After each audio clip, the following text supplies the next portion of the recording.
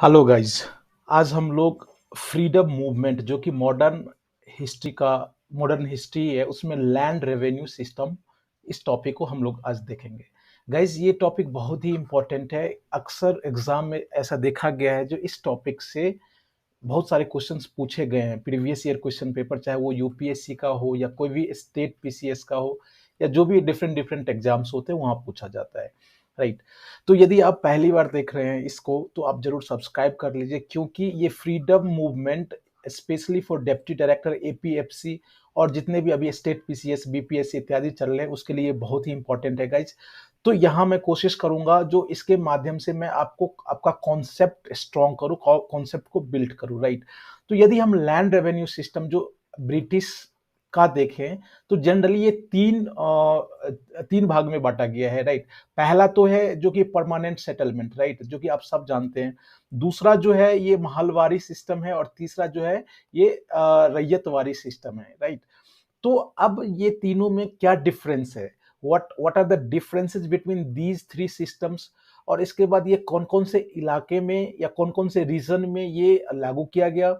और इसके अलावा हम लोग ये बात करेंगे जो क्या मोड था उसके बीच, क्या डिफरेंसेस था तीनों सिस्टम के बीच। तो इस पे हम लोग बात करेंगे। पहला है परमानेंट सेटलमेंट गाइस। राइट। तो सबसे पहले यदि हम परमानेंट सेटलमेंट की बात करें तो ये लॉर्ड कॉर्नवालिस जो है, कॉर्नवालिस जो है 1793 1793 में उन्होंने इंट्रोड्यूस किया था।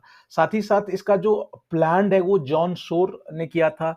अब इसमें जो मुख्य बातें हैं जो कि आपको याद रखना चाहिए, दिस इज वेरी इंपॉर्टेंट, कि ये जो परमानेंट सिस्टम था उसमें 1/11, राइट, और 10/11, आप इसको ध्यान रखिएगा। ये जो जितना भी रेवेन्यू कलेक्शन होता था 1/11 ये जाता था जमींदार को जो कि इंटरमीडिएटरीज था, और 10/11 जो था वो ब्रिटिश गवर्नमेंट और स्टेट को जाता था। राइट। और इसके बाद जो है इसमें एक चीज जो बहुत ज्यादा इंपॉर्टेंट है कि जमींदार को एक तरह से परमानेंट जमींदारी दे दी गई थी, परमानेंट ऑनर था वो।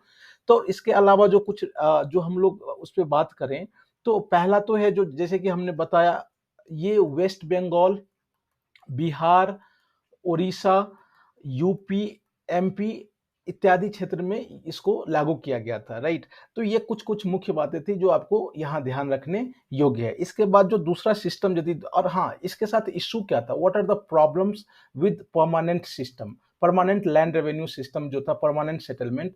तो पहला इसमें जब इसमें जो दिक्कतें की मैं बात बताऊं तो पहला ये था, जो यदि हम कल्टीवेटर या फार्मर की बात करें तो ये सिस्टम बहुत ही ज्यादा ऑपरेसिव था। राइट। और बहुत ही ज्यादा एक्सप्लॉइटिव नेचर का था, क्योंकि जो जमींदार जो लोग होते थे वो क्या करते थे, हाई हाई टैक्स उससे वसूला करते थे। राइट।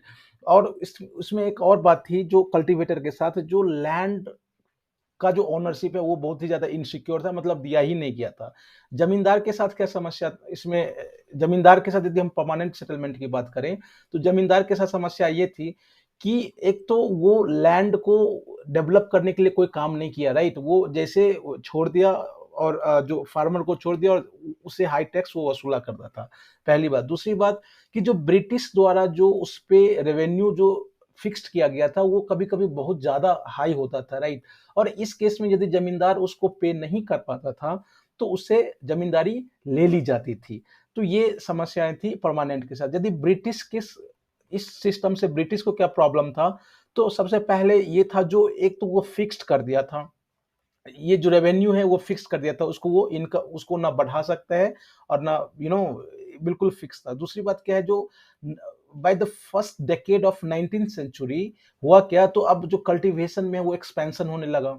दूसरी बात है, जो जो क्रॉप्स था उसका मार्केट में वैल्यू ज्यादा होने लगा, तो जो इनकम था वो ज्यादा जमींदार को ही होता था और ब्रिटिश को कम होता था। तो ये सब कुछ बातें हैं परमानेंट सेटलमेंट के साथ, जो कि उसकी खामियां हम कह लें या प्रॉब्लम्स कह लें। राइट। तो आपको ये ध्यान रखना है। जो दूसरा सिस्टम है ये रैयतवारी है गाइज। अब रैयत मीन्स क्या होता है, रैयत मीन्स होता है कि जो कल्टीवेटर, कल्टीवेटर मीन्स जो फार्मर जो डायरेक्ट कल्टीवेट करता हो, तो उसको मुंबई और मद्रास जनरली साउथ में हम कह सकते हैं, जो इसको इंट्रोड्यूस किया ये मुनरो और वीड, ये दोनों के रिकमेंडेशन पे, राइट। अब इसमें जो डायरेक्ट ब्रिटिश जो है वो डायरेक्ट सेटल करता था रैयत के साथ, राइट, कल्टीवेटर के साथ। और उसके उसके साथ ये एक और बात थी, जो ये जो फिक्स 30 ईयर के लिए था, right, on the basis of quality of soil और नेचर ऑफ क्रॉप्स था। तो ये सब बातें कुछ थी। इसके बाद हम ये बात देख लें, जो इस सिस्टम में एक जो एक सबसे महत्वपूर्ण और इम्पोर्टेंट चीज ये था, जो लैंड का ओनरशिप या फिर उसको सेल या फिर उसको लीज पे जो कल्टीवेटर दे सकता था, राइट। तो ये एक अच्छी बात थी, जिससे क्या होता था, जो जमींदारी या इंटरमीडिएटरी जो बिचौलिया जिसको कहते हैं, उसका ऑपरेशन फार्मर को नहीं झेलना पड़ता था। इस सिस्टम के साथ ये एक एडवांटेज था। लेकिन उसी के साथ ये था, जो जितने भी मनी लैंडर्स हैं या जितने भी बड़े बड़े महाराजा हैं, जो कि लोन दिया करते थे रैयत को, फार्मर को, और यदि समय पे ये चुकता नहीं हुआ तो उससे जो जमीन है वो छीन ली जाती थी। तो ये कुछ खामियां उसके साथ है। तो आपको यहाँ ध्यान रखना है, जो ये मुनरो चार्ल्स लीड के रिकमेंडेशन पे हुआ है। रैयत मीन्स डायरेक्ट सेटलमेंट था ब्रिटिश का, किसके साथ, किसान के साथ। और यही दो, और हाँ, साउथ ये जनरली पहले तमिलनाडु में इंट्रोड्यूस किया गया और इसके बाद उसके आसपास के इलाका में इसको इंट्रोड्यूस किया गया। तो ये आप ध्यान रखेंगे, रैयतवारी सिस्टम ये है।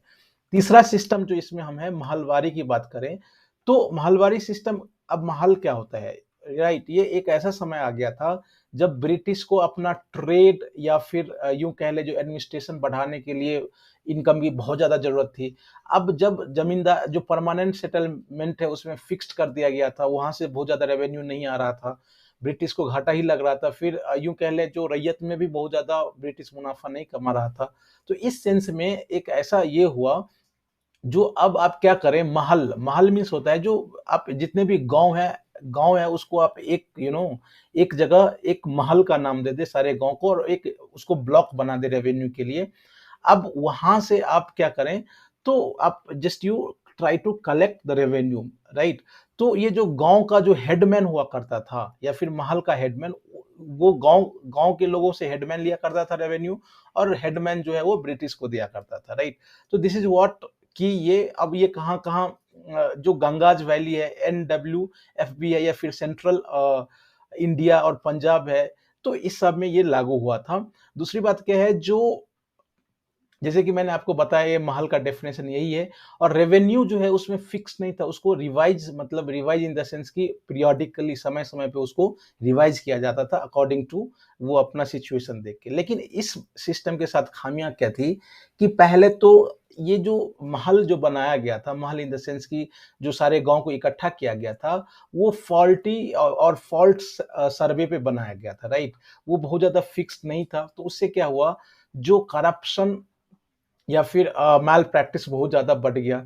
एक ये इसके साथ समस्या था। दूसरा क्या है, जो ब्रिटिशर्स को या ब्रिटिश को उसमें बहुत ज्यादा इन्वेस्ट करना पड़ा, कलेक्शन, रेवेन्यू कलेक्ट करने के लिए। तो ये उनके लिए घाटे का ही सौदा रहा। तो इस तरह से जो है हम लोगों ने देखा, जो जो लैंड रेवेन्यू सिस्टम जो है ब्रिटिश का जो था, वो that was not very beneficial, but at the same time it was very oppressive और वेरी एक्सप्लॉइटिव नेचर का था, राइट। तो ये टॉपिक बहुत ही, आप उसको जाके पढ़िए, और ये सब just this is for revision purpose. आपको कैसा लगा आप जरूर कमेंट में बताइए, और फिर हम लोग नेक्स्ट टॉपिक के साथ मिलते हैं। ऑल द बेस्ट, तैयारी करते रहिए। Thank you, thanks for watching.